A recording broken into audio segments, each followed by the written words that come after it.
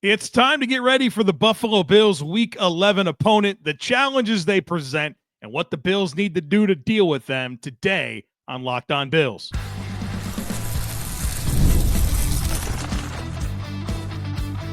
You are Locked On Bills, your daily Buffalo Bills podcast. Part of the Locked On Podcast Network, your team every day.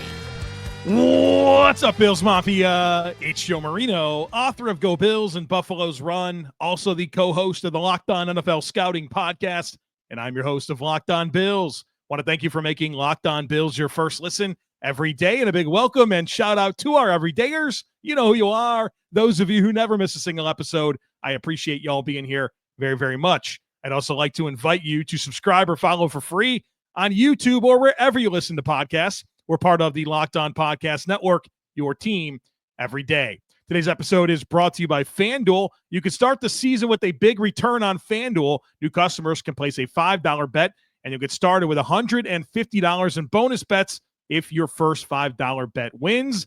Just visit FanDuel.com to get started. Well, folks, let's get ready for it. The Buffalo Bills are at home in Week 11 to host the Kansas City Chiefs. The game will be played on Sunday, November 17th at 4:25 p.m. Eastern Time at Highmark Stadium in Orchard Park, New York. The game will be broadcasted on CBS. Jim Nantz on the play-by-play. Tony Romo, the game analyst. Tracy Wolfson is the sideline reporter. This will be the 56th all-time meeting between the Bills and the Chiefs. The Bills are 29-25-1 all-time against Kansas City. Under Sean McDermott, the Bills are 4-4, and they're 4-1 in the regular season. They're 0-3 in the postseason against Kansas City under Sean McDermott. Of course, the Bills winning the last three regular season meetings, all three in Kansas City, but the good fortunes have not continued into the postseason. So this is the latest regular season matchup, but I think the bigger one is the one that's likely to come in January. The Bills enter this game 8-2, first place in the AFC East, number 2 seed currently in the AFC. The Chiefs are 9-0. They're first place in the AFC West. They're the number 1 seed currently in the AFC. The Chiefs' 9 wins this season have come against the Ravens, Bengals, Falcons, Chargers, Saints, 49ers, Raiders, Bucks, and Broncos. The head coach of the Kansas City Chiefs is Andy Reid, 66 years old. He's in his 12th season in Kansas City, his 26th overall season in the NFL, has a 137-51 record with the Chiefs, 130-93-1 record in Philadelphia, 267-144-1 all time. Obviously, one of the greatest head coaches in the history of the NFL. He's been to 5 Super Bowls. He's won 3 of them. He's outstanding, and he's responsible for a lot of the coaches that you see in the NFL, including Sean McDermott, who came up under Andy Reid in Philadelphia. The quarterback, I'm sure you heard of this guy, Patrick Mahomes. He's 29 years old, 6'2", 225 pounds, was a first-round pick in 2017 out of Texas Tech, number 10 overall by the Kansas City Chiefs. He started 105 career games, and the Chiefs have an 83-22 record in those games. So far in 2024, it's been an interesting year for Patrick Mahomes. The metrics aren't going to blow you away like maybe they did 3-4 years ago. There's been quite a bit of transition in how this offense operates. There's been a lot of transition in the receiving core around Patrick Mahomes, including this season, where they really kind of built it to look one way, but with injuries to Hollywood Brown and Rashee Rice, they've kind of had to pivot on the fly here. So the metrics for Patrick Mahomes are pretty interesting. So far this year, he's completing 69.5% of his passes, 245 passing yards per game, 12 passing touchdowns, 9 interceptions, passer rating of 90.3. His advanced metrics so far this year, he has a 0.1 EPA per dropback. That's 10th in the NFL amongst the 32 starting quarterbacks. Doesn't throw the ball deep very often. Only 4.5% of his throws are 20 yards or more down the field. That is dead last. The least frequent deep ball thrower in the NFL is Patrick Mahomes. Now, when he does dial up the deep ball, he's 7 for 18, 255 yards, 3 touchdowns, 2 interceptions. Yards after catch, that's a big part of the equation. 62% of Patrick Mahomes' passing yards come after the catch. Number 1 in the NFL. Lots of yards after catch. He throws to his first read 63% of the time. That's 24th in the NFL in terms of frequency. His average time to throw, 2.52 seconds. That's 11th fastest in terms of trigger. His catchable ball percentage is 77%. That's 9th best in the league. His off-target throw percentage is only 12%. That's the best. Not a lot of off-target throws for Patrick Mahomes. Turnover-worthy throw percentage, 2.6%. That's 13th. Drop rate, 3.5%. That's 12th. He's pressured on 29% of his dropbacks, which is 9th lowest in the NFL. They run play action 22% of the time. That's 20th in terms of frequency. And Mahomes' EPA with play action is surprisingly not that good. 20th in EPA per dropback with play action. And they run a ton of screens. 15.3% screen rate, number 1 in the NFL. So what's the book on Patrick Mahomes? Well, he's been more efficient this year than he's been productive. You know, like I said, the stats aren't going to blow you away, but the efficiency is really, really good with his completion percentage, how this team converts third downs, how he's able to get those big completions when it matters most. Lots of screens, not many deep shots, and of course, the instincts. That's what makes Patrick Mahomes Patrick Mahomes. It's his ability to see the field, make plays, and then couple that with really good pocket movement skills that allows him to just buy an extra second, get himself a little bit of space to get a throw off, and he can really make you pay. So, not a great statistical season for Patrick Mahomes, probably his worst. I mean, not probably, definitely his worst. But he's evolved quite a bit as a quarterback. In some ways that you've seen Josh Allen also evolve, where it's about getting the ball out, it's about yards after catch, it's taking profits, it's not as much about the throws down the field, and it's putting on the cape and doing the special things, you know, when necessary. So it's a very different Patrick Mahomes than we saw 3-4 years ago as they've transitioned how they really operate this offense. All right, folks, we'll talk more about this Bills defense against the Kansas City offense on the other side of it. Be sure to stick with me. With big wireless providers, what you see is never what you get. Somewhere between the store and your first month's bill, the price you thought you were paying magically skyrockets. With Mint Mobile, you'll never have to worry about gotchas ever again. When Mint Mobile says $15 a month when you purchase a 3-month plan, they mean it. Say bye-bye to your overpriced wireless plans, jaw-dropping monthly bills, and unexpected overages. Mint Mobile is here to rescue you with premium wireless plans starting at $15 a month. All plans come with high-speed data and unlimited talk and text delivered on the nation's largest 5G network. Use your own phone with any Mint Mobile plan and bring your phone number along with your existing contacts. Ditch overpriced wireless with Mint Mobile's deal and get 3 months of premium wireless service for $15 a month. To get this new customer offer and your new 3-month premium wireless plan for just $15 a month, go to mintmobile.com/LockedOnNFL. That's mintmobile.com/LockedOnNFL. Cut your wireless bill to $15 a month at mintmobile.com/LockedOnNFL. $45 upfront payment required, equivalent to $15 a month. New customers on first 3-month plan only. Speed slower above 40 gigabytes on unlimited plan. Additional taxes, fees, and restrictions apply. See Mint Mobile for details. Get ready to tackle the NFL action this season with FanDuel, America's #1 sportsbook, because right now, new customers can bet $5 and get $150 in bonus bets if you win. The FanDuel Sportsbook app gives you everything you need to place live bets on the NFL all in one place. So when you get a hunch in the middle of the game, you can check out the latest stats, view live play-by-play, and so much more on the same page where you place your bets. Just visit FanDuel.com to join today. You'll get started with $150 in bonus bets if your first $5 bet wins. That's FanDuel.com. Never waste a hunch and make every moment more with FanDuel, an an official sportsbook partner of the NFL.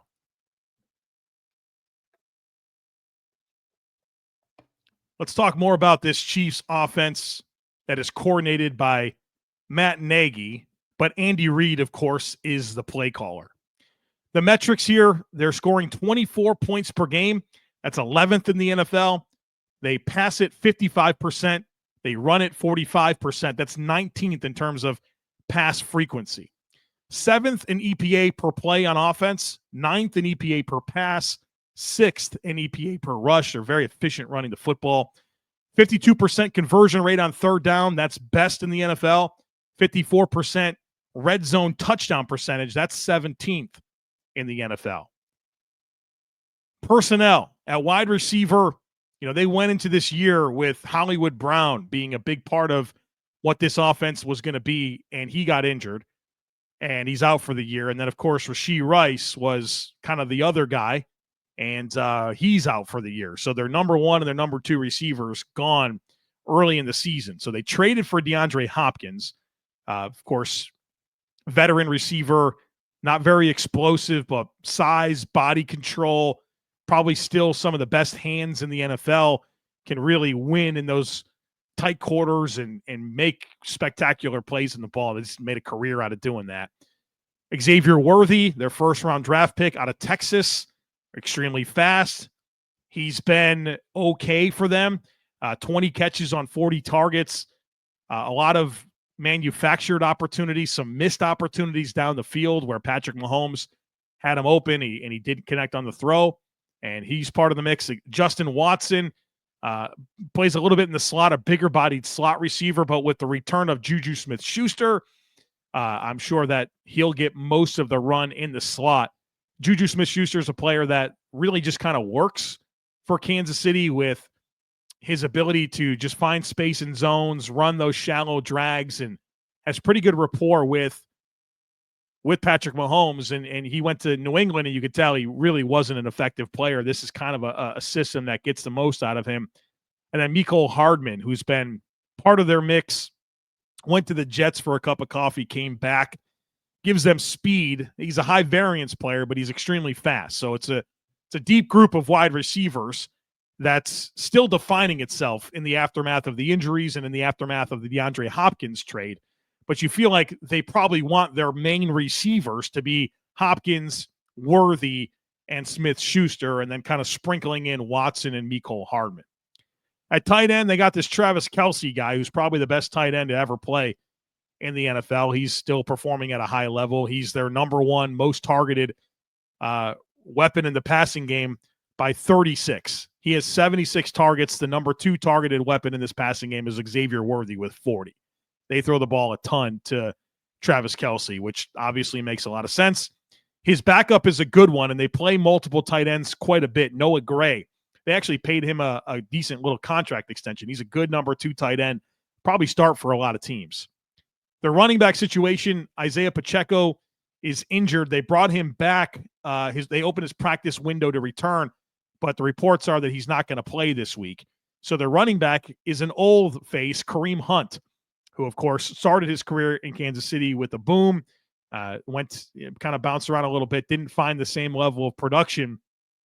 He's back in Kansas City this year, kind of out of necessity. They had so many injuries at running back. And, he comes in and it feels like this is just a scheme that works for him and a lot of familiarity with what Coach Reid wants to do. And he could step in and, he's not an explosive player, but efficient. It just kind of gets the job done. The Chiefs rushing offense is not explosive in any way without Pacheco, but it's very efficient. They get the yards when they need them. He's backed up by Carson Steele, who's a fun story as a rookie, but he's a limited player. And then Samaje Perine, kind of a third down back that can help in pass protection, maybe catch the ball a little bit, but more of your classic number 3 running back. When it comes to the order of the weapons in the passing game in terms of target distribution, like I said, Travis Kelce very much number 1, 76 targets. Number 2 is Xavier Worthy with 40. 3 is Noah Gray with 21. Then Samaje Perine with 18. Justin Watson with 18. But I think that doesn't quite tell the story because Hopkins is new. He's got 17 targets in 3 games. And then Juju Smith-Schuster is back. In his last healthy game, he had 8 targets and 7 catches. So, again, I think what you can look at from their target distribution to this point doesn't really tell the story of what I think it's going to be on Sunday and really for the rest of the season. I think this passing game is going to be about Travis Kelce, DeAndre Hopkins, Juju Smith-Schuster, and then you kind of sprinkle in everyone else, whether it's Xavier Worthy, Noah Gray, Justin Watson, the other running backs, et cetera, et cetera. This offensive line, kind of the same story that it's been. The best middle 3 in the league, questionable tackles. So the big storyline here is the left tackle spot, where second-year player Wanye Morris is battling through a knee deal, and rookie Kingsley Suamaitea out of BYU has had to play a little bit, and he struggled a ton. Now, neither player has performed particularly well. Morris has been better than Suamaitea, but either one really kind of represents the spot on this offensive line where you feel like you really got to take advantage of that matchup. They've both given up a ton of pressures. They've given up a ton of sacks. This is where you have to win. And Kansas City's been dealing with, I mean, really, they haven't had a great left tackle at all under Andy Reid. I guess Orlando Brown gave them a few years, but, you know, even Eric Fisher, just kind of a serviceable guy. And then you kind of get into what they've had the last couple of years. They use their tight ends. They know how to kind of scheme around this, but when you get chances one-on-one, you got to beat these guys. Their middle 3, left guard Joe Thuney, Creed Humphrey at center, right guard Trey Smith. That's as good of a center guard trio that you're going to find in the league. It's a special group, and you know they set that depth of the pocket, which really gives Mahomes what he needs to be able to find that space to get those throws off. And then, of course, they can really move bodies in the run game, particularly Humphrey and Smith. Those guys are road graders. So really good trio there. And then, of course, with Creed Humphrey, there's a lot of range there in terms of his ability to pull and get out in space. I mean, he's one of the best 2 or 3 centers in the league. Then at right tackle, it's Jawan Taylor. Probably an average starter at best. He's very frustrating based on his ability to get away with false starts, right? I mean, it'll be a storyline. You're going to be frustrated watching. You're going to say the right tackle keeps false starting, and they only call it sometimes. It's a frustrating deal, but it's been the story with Jawan Taylor throughout his entire career. And so it's a frustrating part of having to deal with Jawan Taylor, but he likes to get a jump, and more times than not, it seems like he gets away with it. So what are my keys for the Bills on defense against Patrick Mahomes, Travis Kelce, and this Chiefs offense? Number 1, you got a cage rush. What do I mean by cage rush is you have to, all 4 or 5, however many you're rushing, have to be very coordinated to stay in their rush lanes and compress the pocket and really minimize that space available for Patrick Mahomes to move around and do the Patrick Mahomes stuff. How can you compress this pocket?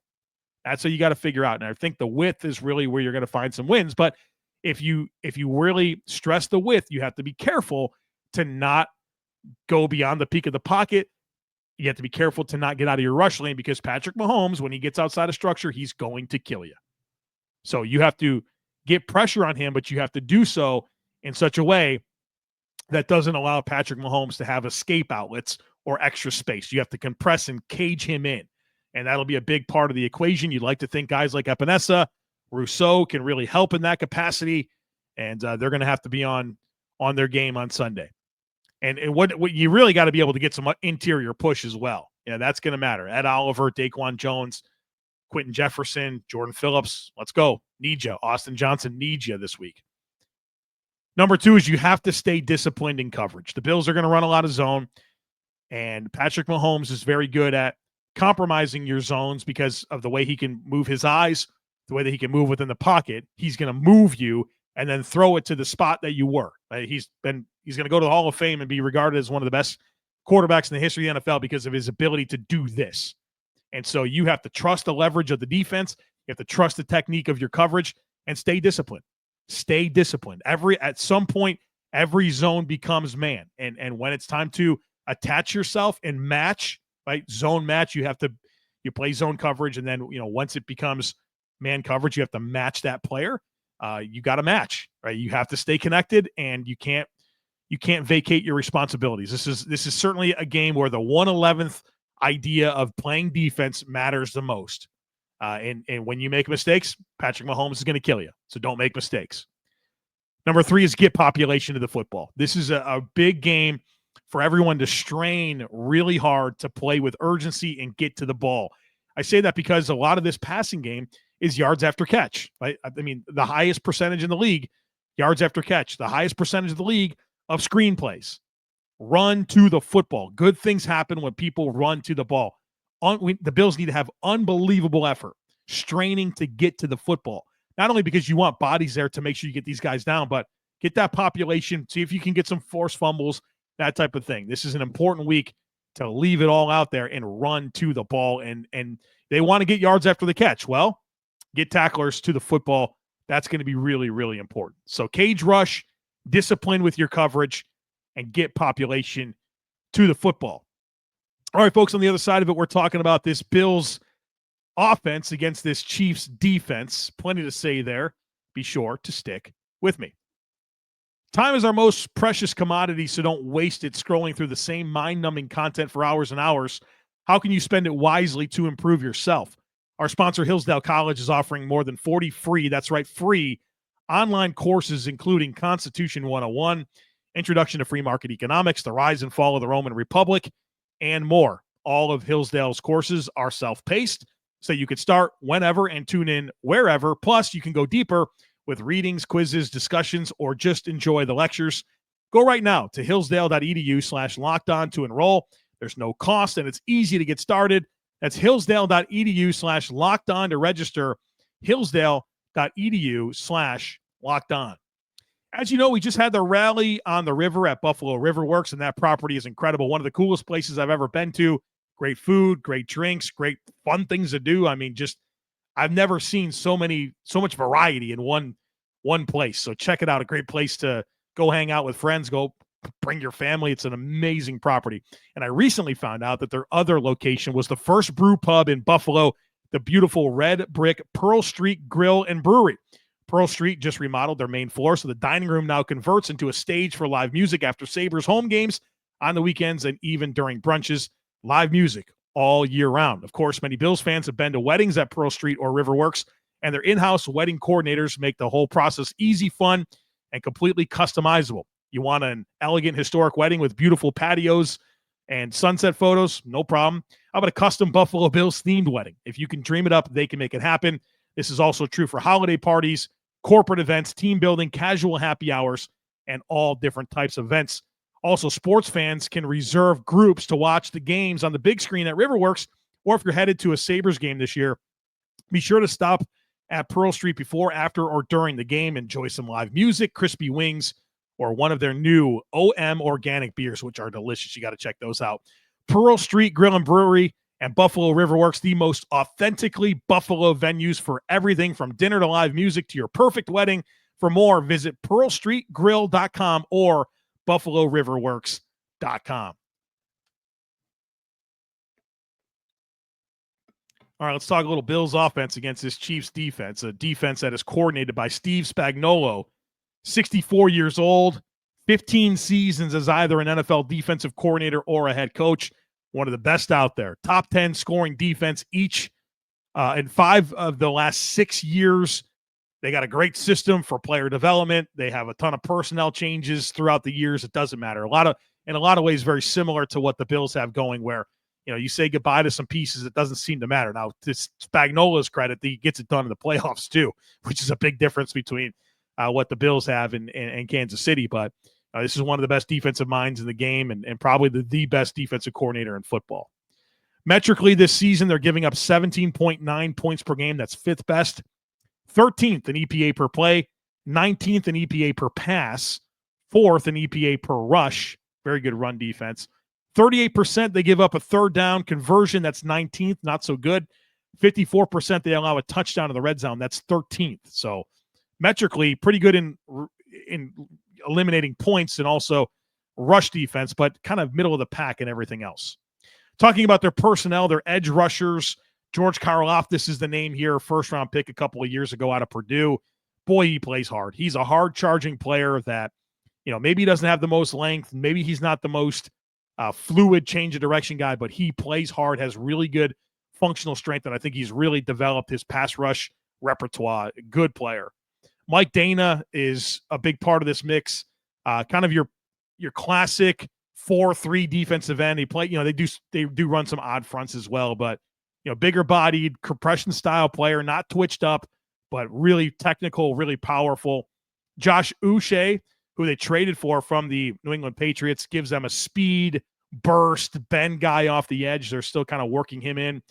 And then their first-round pick last year, Felix Anudike-Uzomah, has been pretty underwhelming. I know he's kind of getting a little bit more opportunity from time to time, but hasn't come close to looking like a player that should have been a first-round pick. Defensive tackle Chris Jones, elite, right? I mean, problem, game wrecker, destroys blocks, unbelievably athletic for his size. He's a problem, right? One of the best 4 or 5 defensive linemen in the league. Tershawn Wharton is a big part of their mix up front. Kind of like another one of those long arms, heavy hands, power, technique, not super twitched up, but will hold their space and really allow things to happen around him. Mike Pennell, big old nose tackle, very good run defender. And then Derek Nottie, who's been a good run defender in the league, but he's kind of fallen off in recent years. But he's still part of the mix. He'll get a handful of snaps per game. At linebacker, they have 3 of them, and they play them all. Nick Bolton's the Mike linebacker, kind of a bowling ball, shoot downhill, good run defender, play into the line of scrimmage. Not a lot of range, not a guy that's going to be good in coverage, but good downhill thumper type middle linebacker. Drew Tranquill's probably their most consistent space player, pursuit style player, good weak side backer. And then Leo Chenal, young player out of Wisconsin that's good, got really good size and athleticism. And they use him in a lot of different ways, including kind of blitzing a good amount. He's a good blitzer, but has a lot of range and physicality as well. He's a very multifaceted linebacker that they deploy in some creative ways. So they get production out of 3 linebackers. At corner, Trent McDuffie's the big name here. Outstanding young corner. Really good man skills. Doesn't have a career interception, which is pretty surprising, but a good tackler. Very, very sticky, plays good tight coverage. One of the best in the league, and he's playing more outside this year. Actually, mostly outside this year with their transition away from L'Jarius Sneed. He's kind of become their top corner. Opposite of him, they've had some injuries, and so I think it's going to be Nazir Johnson, who was a 2022 7th-round pick out of Marshall. Never played until this season, and he's started the last couple of games. He has less than 200 snaps for his career. I feel like this is an opportunity. I know that Kansas City's been unbelievable at producing defensive backs, and they've really switched guys in and out over the last 5 years seamlessly, and maybe that'll just apply to Nazir Johnson, but very unproven player that I'm sure you're going to want to try to attack. And then their slot player, Chamari Connor, boy, he's been good for them. Young player that's seamlessly stepped into like previously a third safety role, and now he's a really good slot corner for them. Can make plays, very instinctive player, tackles, comes from Virginia Tech. He's really really just do what he's supposed to do guy, but also has playmaking skills. Their safeties, Justin Reed and Brian Cook, both sufficient level starters, have a lot of range and athleticism, good pair of safeties, and they're starting to work in Jaden Hicks, a 4th-round pick out of Washington State, has good size, and they'll mix and match their personnel in the back 7 quite a bit. And so they're working him in situationally as well. So that's the personnel on this Chiefs defense. A lot of new pieces, a lot of young pieces that are seamlessly stepping in and replacing guys that they've said goodbye to. So what are my keys against this Chiefs defense for the Bills on offense? Number 1, this is a big week for the short passing game. The Chiefs are not very good at defending short passes. 31st in EPA per pass under 10 air yards. So let me say that again. 31st in EPA per pass under 10 air yards. This is a big week for Josh Allen to take profits. Take the profits. Take what they give you. Get your yards after catch. They're willing to kind of give some of that up. Number 2 is be ready for the blitz. This team is number 3 in blitz rate in the NFL. They blitz a ton. They're number 20 in pressure rate, and they're number 25 in sack percentage. So they're blitzing, and it's not super effective. But you got to be ready for it. The Bills have had some vulnerabilities against the blitz. I think they've been really good over the last few weeks. That's really ramped up in terms of how they've handled it. But you got to be ready for the blitz packages, which ties into the short passing game. Have answers built in. Josh has got to be able to read coverage and then know where those answers are. And a lot of that's going to come from heated up throws. So your hot routes, your protection schemes got to be on point this week. And number 3 is just create conflict. I think one of the areas that the Bills have kind of won at times in this chess match with the Bills offense against this Chiefs defense has been, they committing a spy to Josh Allen. And if they commit a spy to Josh Allen, well, then it's time to really work your running backs in the passing game. James Cook, Ray Davis, Ty Johnson. If they don't commit a spy, then it's time to take off with Josh Allen. I think Josh Allen's legs are going to matter in this football game. And so I'd want to see that. So, whatever they do, make them wrong. If they want to spy, throw the ball to running backs. If they don't want to spy, run the ball with Josh Allen and really create them some conflict and make them wrong no matter what they do. Now, one other note here is the Chiefs have given up the most yards this year to tight ends. And it's interesting because they've already had their bye. They've played 9 games. They've given up more yards than most teams, well, every team, including a lot of teams that have played in 10 games to tight ends. You'd love to have Dalton Kincaid this week. If he can't go, Dawson Knox, this is a big spot for him to be able to take advantage of that. And I think some ideas about using the bigger receivers that the Bills have, like a Mac Hollins, in a bit of a tight end flex capacity to maybe expose some of where Kansas City struggled defending them. Special teams real quick. Harrison Bucker's their kicker. He's unbelievable, 29 years old. He's been their kicker since 2017. 21 for 22 on extra points so far this year, 18 of 20 on field goals. He's 18 of 18, or excuse me, he's 2 for 4 from beyond 50, and he's been perfect from inside 50. So it hasn't missed anything inside of 50 yards, 2 for 4 from beyond 50. 89% kicker for his career. He's been above 90% the last few seasons. He's good. They do touchbacks mostly. 18% of his kickoffs have been returned, which is the same rate as Tyler Bass. So they have the same appetite for defending kick returns that the Bills do. Their punter is Matt Ariza. All the story there. He's had a good season, 9th in EPA per punt so far this year. The returner is Mecole Hardman, not immune to a mistake, but also very fast. So pick your poison dealing with that guy and his speed. So there you have it. Bills, Chiefs, there's your primer. Big challenge for the Bills. I don't know that you'll look at Kansas City and be blown away by their metrics, but they win. They're efficient. And one thing that I've tried to say is people look at the Chiefs and they say, wow, they were winning all these close games, or, they're 9-0. Are they lucky?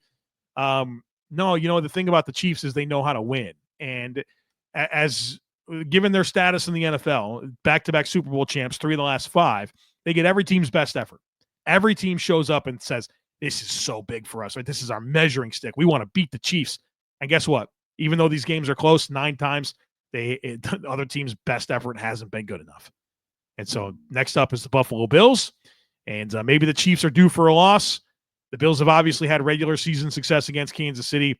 So we'll play this one. We'll see what happens. We'll have one more conversation for you about this game on Saturday. I'll give you my final thoughts, which I have some unique ideas about this game that I want to unpack there. Plus, we'll talk to Dr. Kyle Trimble of Banged Up Bills about injuries, obviously paying close attention to Amari Cooper, Spencer Brown, and Dalton Kincaid. Keon Coleman already ruled out. And then my predictions. We'll get to all of that on our next conversation, our final conversation before the game. So don't miss anything. Make sure that you're subscribed. Would love it if you took a second to rate, review, and share the podcast. Have a great rest of your day. Go Bills. And I look forward to catching up with you again real soon.